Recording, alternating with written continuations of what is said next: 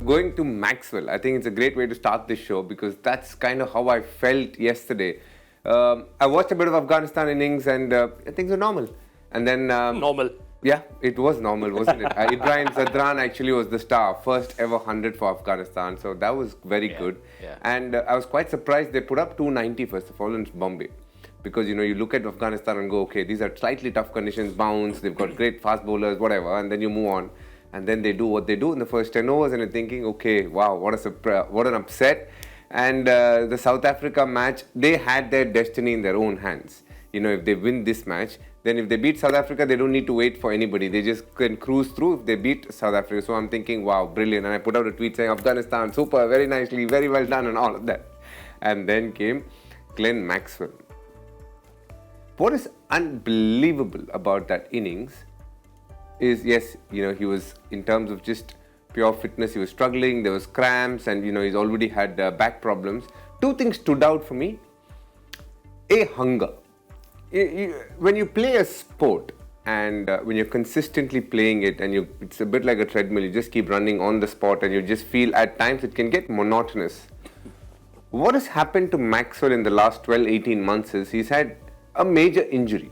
You know, Christmas he had just tipped and fallen and he missed plenty of cricket. So when he came for this IPL, the one that just happened about 6 months ago, he was hungry. And he had probably his best one of his best IPL years, and I say that only because of how consistent he was and how when he did well, he had such an impact that we almost won those games. We speak a lot about Faf du Plessis and Virat Kohli, and they were phenomenal. To constantly back that up with a high quality performance was hard, and he kept doing it actually. And then post that, he went and represented Lancashire, and he did what he did. He was good. Again, he had a bit of an injury. Just before the World Cup, they were, touring South Africa. Again, he had an injury. So here we are, a player who loves this cricket, is doing everything possible, but is meeting one injury after another. So mentally, he just wants to play the game more than anything else. And that's a very tough space to get into if you're constantly playing. And that pushed him to do something special. He comes here, he has this golf cart incident yet again and he misses another match, he's got a concussion and now he gets his opportunity in this game, and I don't think at the start he would have also envisioned something like this.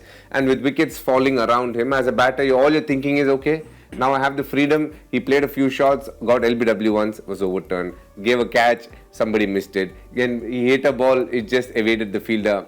And that LBW, he says in that interview, changed his mindset. He's like, you know what, I think I'm playing a touch too defensively here, let me start playing my shots. Now we come to the most important part. When you have cramps, and when you have back issue, which is also something he had, the one thing that you can't do very comfortably is the twisting motion.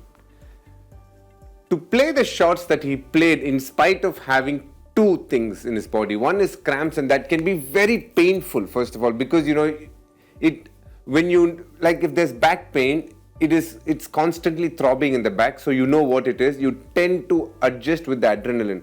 But cramps is a nasty thing where it can come at any point of time and kind of shocks you. So when that happens, all you're thinking at the back of your mind through and through is, when is it going to come? Where is it going? That's why you can see sometimes he hit a run, he went and he fell down and you can see him twitching. So that twitching happens because it happens at awkward places and you don't know which one. It's happened to me where I try and stop the calf, it comes in the back, go to the back, it comes here, it comes in the neck, it comes in the fingers. So you're literally like little handicapped. And in spite of all that, the last 50-60 runs he got without moving a limb. And they do that as practice. You know, when you're practicing, sometimes when your footwork isn't great, the one thing that you do is try and bat without footwork so that your head position is great. So if you're looking to hit here, your head goes here. If you're looking to hit straight, your head follows the ball. So you don't move your feet. And this was a drill taught to me by Ricky Ponting. And I think it's a very useful drill for small portions. But he batted that way in the game. No moving of feet, no moving anything, just using your core, hand and head position to hit boundaries. And that's what for me made this knock so special, so special. The quantum of runs here, the magnitude, everything, and the records broken, 45-year-old records being broken, brilliant. All that, you know, goes without saying, but the quality of shot making with the amount of handicap he had in the body is what makes this inning arguably one of the greatest ever to have been played.